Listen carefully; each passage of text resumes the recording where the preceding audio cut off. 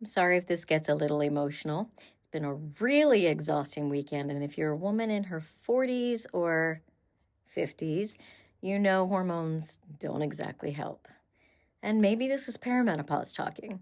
Or maybe it's just 52 years of thoughts finally deciding they've had enough of staying quiet.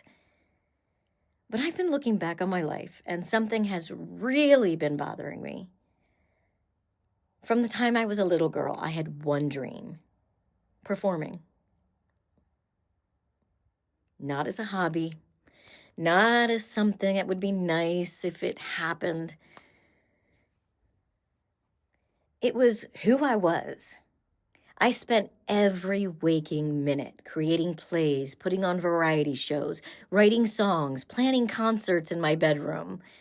Everything I did pointed toward that dream. I didn't drink. I didn't smoke. I didn't party. Not because I was afraid of getting caught, but because I honestly thought, what if I become famous someday and someone digs up my past? I didn't want those to end up in one of those tabloid stories where they say, look what she used to do.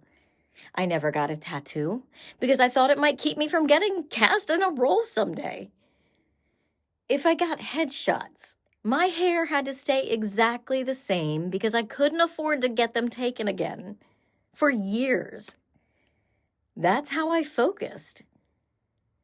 Every decision I made was for a future that I believed was coming.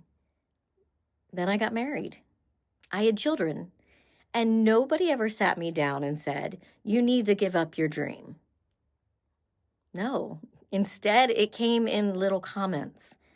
Who's going to watch the baby while you're performing? Do you really want that lifestyle for your kids? Shouldn't you be home?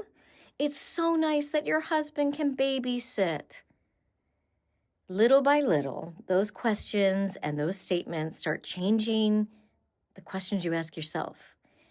Eventually, you're not asking, what do I want? You're asking, what does everyone else need from me? So one day I finally said it. You know what? I probably shouldn't be doing this anymore. Maybe it's time to let the dream go. And here's the part that still gets me. Nobody argued. Nobody said, no, don't quit. Nobody reminded me that I'd spent 20 years, building toward this. Nobody said, this is who you've always been. Everybody just accepted it, almost like, yes, that's what you're supposed to do now. You're a wife, you're a mother. And because nobody pushed back, I convinced myself they were right. So I stepped away. Not completely overnight. A commercial here, a TV appearance there, a song once in a while. But I walked away from the community of theater people and performing artists that I'd grown up in. I walked away from auditions.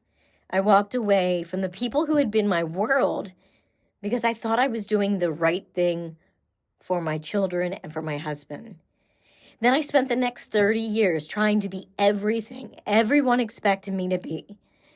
The perfect wife, the perfect mother, the perfect volunteer, the perfect Cub Scout master, the perfect Girl Scout leader, the perfect version of whatever my town thought a woman should look like. I wanted my children to have every opportunity. I wanted my husband to be successful. So I supported everyone else's dreams. And somewhere along the way, mine became this little thing that I did whenever I had time. If you'd asked me, the younger me, where I would be at 52, I would have said, in New York, Los Angeles, Nashville, I've accepted Grammys and Oscars, somewhere surrounded by creativity. Instead, I built a beautiful family, and I don't regret any of that. I don't regret my children. I don't regret my husband.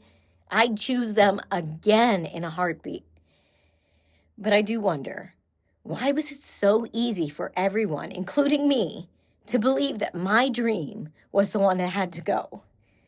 And now, here I am, at 52, starting over, writing songs again, performing again, building something again. And sometimes people say, isn't it nice your husband supports your little hobby? This is the dream I've carried since I was 5 years old. It's just been waiting for me while I was busy being everything for everyone else. Maybe it's perimenopause. Maybe it's something better. Maybe this is what happens when you finally stop living the life everyone else expected and start making room for the person you almost forgot was there.